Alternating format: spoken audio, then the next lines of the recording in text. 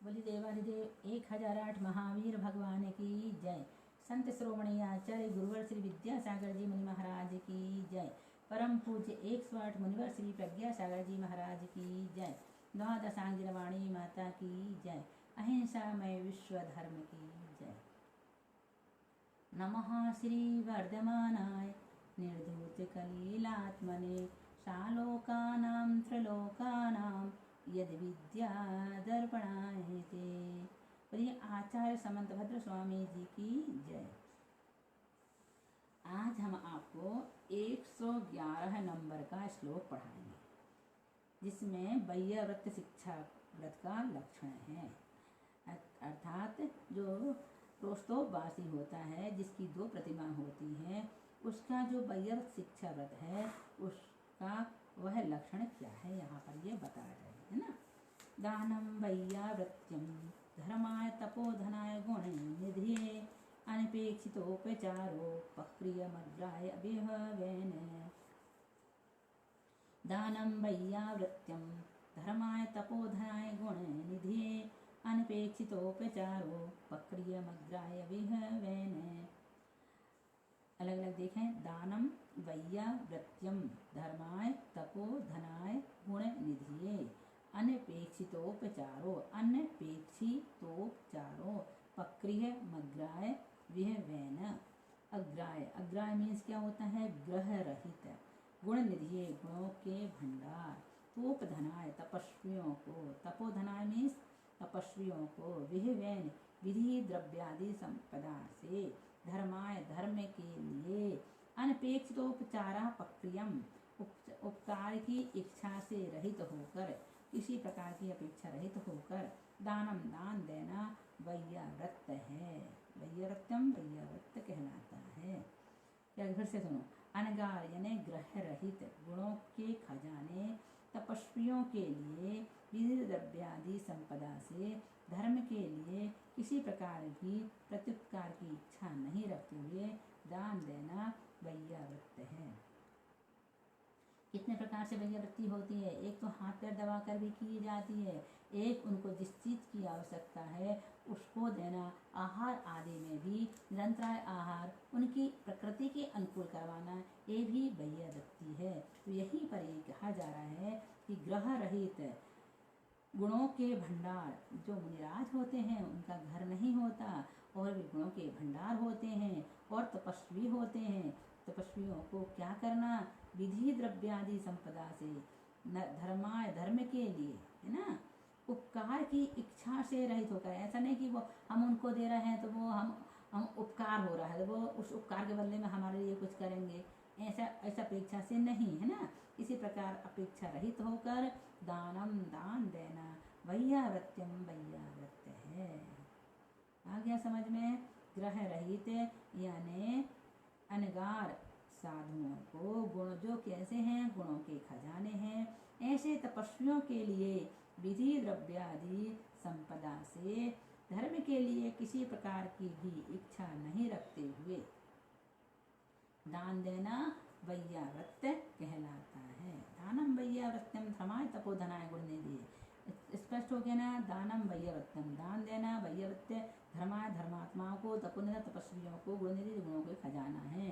बिना इच्छा के प्रक्रिय क्या कह रहे हैं, अनपेक्षितोपचारा पक्रिय उपकार की इच्छा से, उपकार की इच्छा से रहित होकर दानम दान देना वैयाव्रत कहलाता है। दानम वैयाव्रतम वैयाव्रत कहलाता है।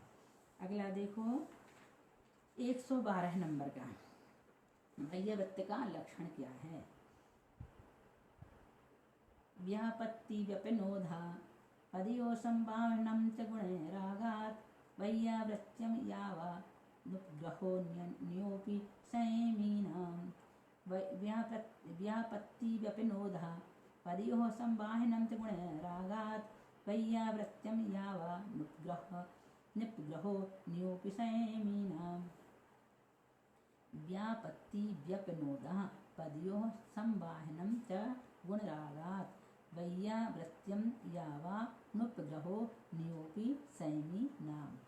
गुणरागात् गुणों में अनुराग से, गुणरागात मीन्स गुणों में अनुराग से, संयमी नाम संयमी जीवों के, व्यापत्ति विपनोदा खेद को दूर करना, वैयावृत्यम भवती वैयावृत्त है। गुणरागात गुणों के अनुराग से, संयमी नाम तपस्वियों के, पदयो संवाहनम चरणों को दबाना, पदयो संवाहन चरणों का दबाना, अपीचा और भी गुण रागात गुणानुराग से, यावान जितना अन्न उपग्रह उपकार है, तावान सर्वे भी उतना सभी, वैयावृत्यम भवती वैयावृत्त है। अभी हमने बताया ना आपको, इस प्रकार से कह रहे गुणों में अनुराग से, गुणों में अनुराग से तपस्वी जनों के खेद को दूर करना वैयावृत्त है। गुणों में अनुराग कह रहे हैं, उनके अंदर जो गुण है उनके प्रति हमारा जो अनुराग है, कौन है वो? तपस्वी हैं, उनके खेद को दूर करना वैयावृत्त है। गुणों के अनुराग से तपस्वियों के पैर दबाना वगैरह शारीरिक सेवा करना वैयावृत्त है। गुणों के अनुराग से तपस्वियों के पैर आदि दबाना क्या कहलाता है? वैयावृत्त कहलाता है। और भी गुणानुराग से जितना उपकार किया जाता है वह सब वैयावृत्ति ही है। तो समझ गए होंगे ना, बताने की जरूरत नहीं है।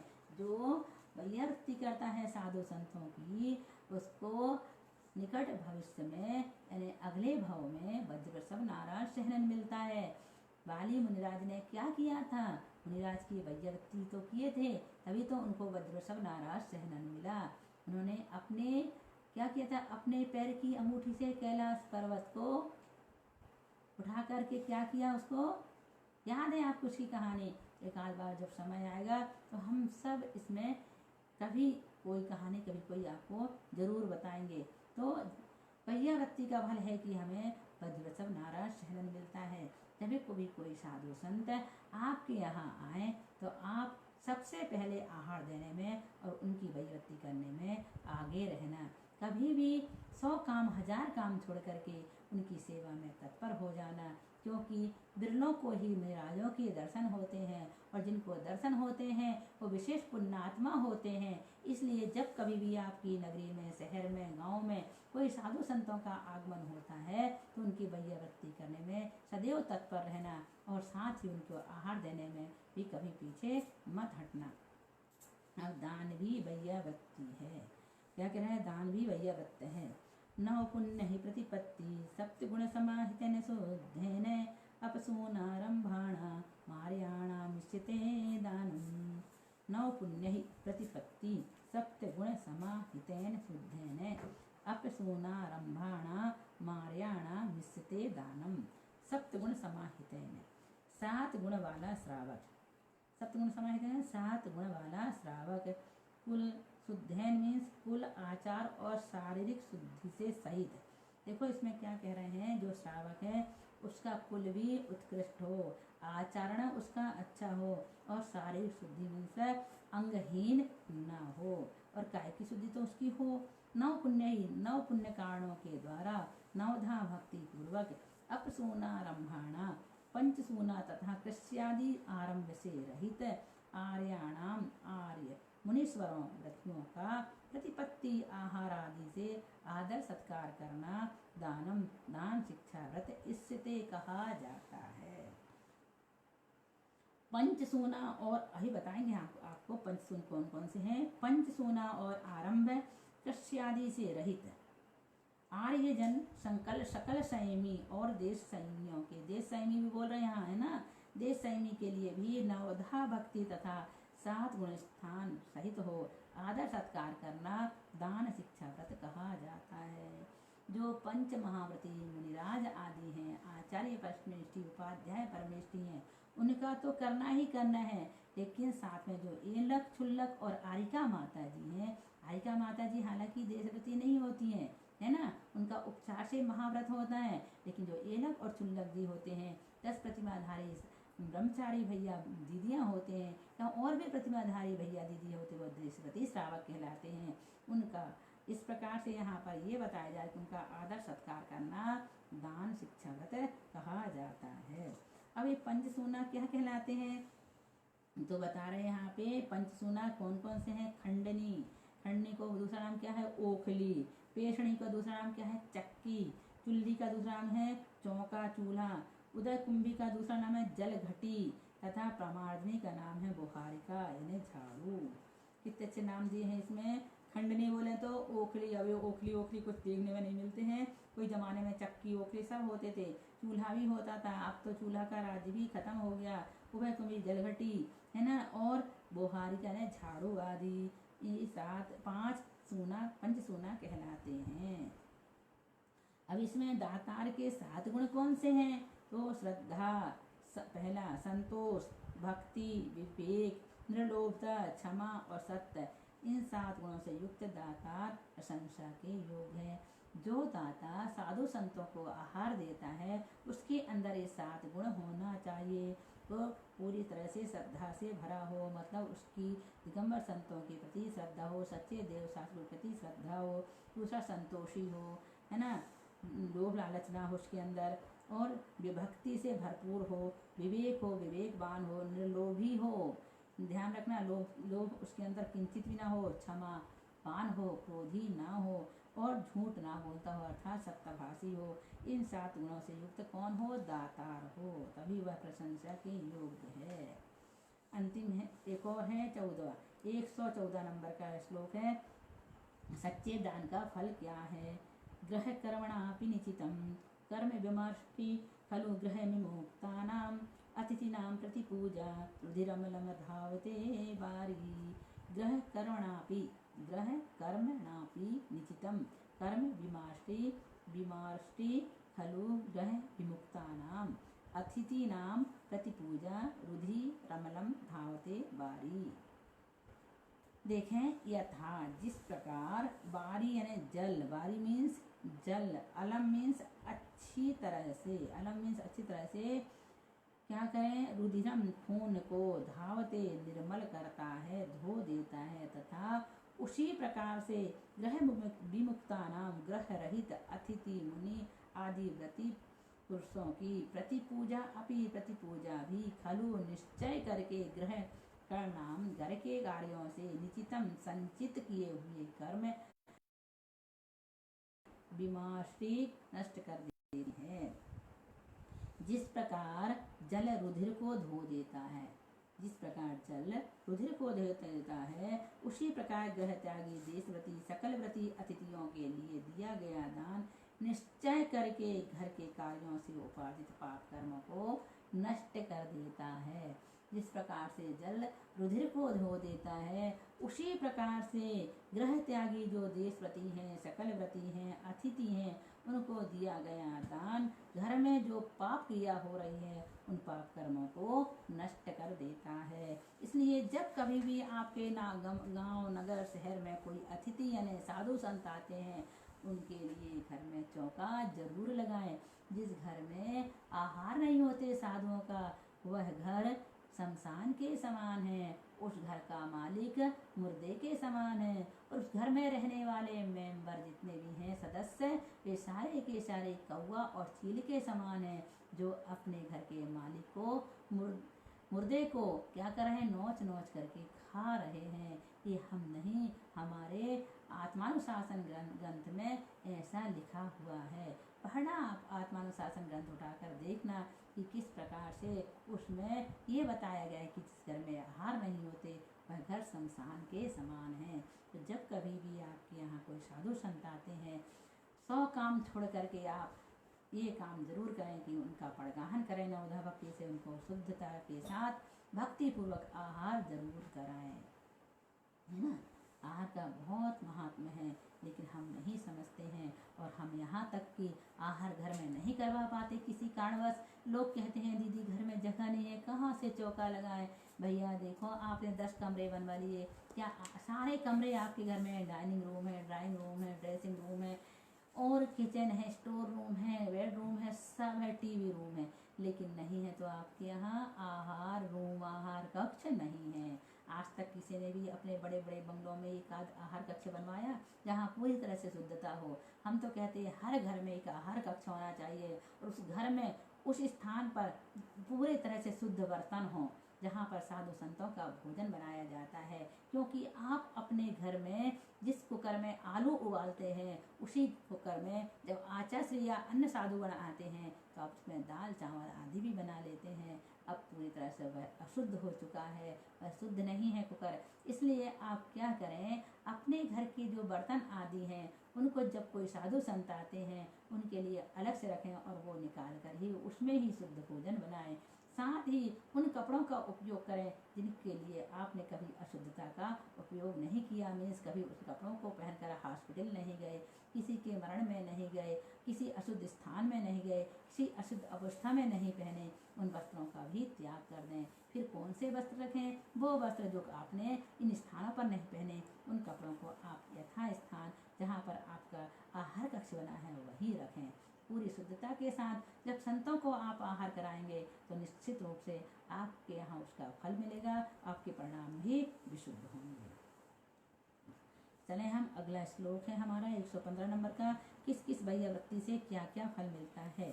उच्चर गोत्रम प्रणतिर भोगो दानादुपासनात् पूजा भक्ते सुंदर रूपम स्तवनाथ कीर्ति तपोनिधिषु। फिर से उच्चर गोत्रम प्रणतिर भोगो दानादुपासनात् पूजा भक्ते सुंदर रूपम स्तवनाथ कीर्ति तपोनिधिषु। एक बार देखें अलग से। उच्चर गोत्रम प्रणतिर भोगो दानादुपासनात् पूजा, दानादुपासनात् पूजा भक्ते सुंदर रूपम स्तवनात् कीर्ति तपोनिधिषु। अब देखो, तपोनिधिषु मीन्स होता है तपस्वी मुनियों को प्रणते नमस्कार करके। उच्चर गोत्रम उच्च गोत्र भवती मिलता है। कितनी अच्छी बात कह रहे हैं। जो तपस्वी मुनियों को नमस्कार करने से उच्च गोत्र मिलता है। तपस्वी मुनिराजों को यदि नमस्कार करोगे तो उच्च गोत्र की प्राप्ति होगी। तपोनिधिषु तपस्वियों को दान देने से भोग सामग्री मिलती है। उच्च गोत्र किससे मिलता है? नमस्कार करने से। दान देने से क्या मिलता है? भोग सामग्री मिलती है। उपासना से पूजा होती है। यदि हम उनकी उपासना करेंगे तो हमारी पूजा होगी। तपोनिधिषु तपस्वियों की भक्ति करने से सुंदर रूप प्राप्त होता है। तपोनिधिषु तपस्वियों का स्तवन करने से कीर्ति भवती होती है। सबसे अच्छा श्लोक है ये रत्नकर्ण सावकाचार्य का। यदि आपको कुछ फल की चाहत है तो इस श्लोक को याद कर लें और जैसा इसमें बताया गया है वैसा ही करें। तपस्वियों को नमस्कार करने से क्या होता है? उच्च गोत्र की प्राप्ति होती है। उनको दान देने से भोग सामग्री मिलती है। उनकी उपासना करने से लोक में पूजा प्रतिष्ठा होती है। उनकी भक्ति करने से सुंदर रूप व स्तवन करने से लोक में कीर्ति मिलती है। देखो, भक्ते सुंदर रूपम भक्ति करने से सुंदर रूप की प्राप्ति होती है। यदि आपको गुरुजनों की तपस्वियों की पूजा करना है, भक्ति करना है तो, और यदि आपको सुंदर रूप चाहिए तो उनकी भक्ति में कमी नहीं लाना। प्रभु की भक्ति, गुरु की भक्ति में सदैव तत्पर रहना। और उनका स्तवन करने से क्या होता है? कीर्ति फैलती है। कहते हैं दीदी हमें तो कोई पूछता ही नहीं, हम इतना काम करते फिर भी हमारी घर में इज्जत नहीं है, हमको हमारे सब बुराई करते। क्यों करते हैं? इसलिए कि तुमने कभी किसी तपस्वी का स्तवन नहीं किया। यदि स्तवन किया होता तो तुम्हारी कीर्ति फैलती। तो चलें 5 बात याद करना। कौन कौन सी? तपस्वियों को नमस्कार करने से उच्च गोत्र का बंध होता है। तपस्वियों को दान देने से भोग की सामग्री मिलती है। तपस्वियों की उपासना करने से लोक में प्रतिष्ठा प्राप्त होती है। उनकी तपस्वियों की भक्ति करने से सुंदर रूप की प्राप्ति होती है। तपस्वियों का स्तवन करने से कीर्ति फैलती है। कितनी अच्छी बात है। इसलिए इस श्लोक को याद कर लेना। 115 नंबर का श्लोक है और इसको याद करोगे तो ऐसा करना शुरू कर दोगे। अभी तक तो आपको पता नहीं था, लेकिन अब आपको सारी जानकारी मिल गई है। इसलिए आप जो भी तपस्वी मिले उनकी सेवा में कमी मत करना। तन से, मन से, धन से 24 घंटे में जितना समय निकाल सको उतना समय उनके निकट बैठ कर निकालना। उनकी सेवा में निकालना, उनकी भक्ति में निकालना, उनकी उपासना में निकालना, उनकी भक्ति में निकालना, उनके स्तवन में निकालना, है ना। बस इसी भावना के साथ बोले महावीर भगवान की जय।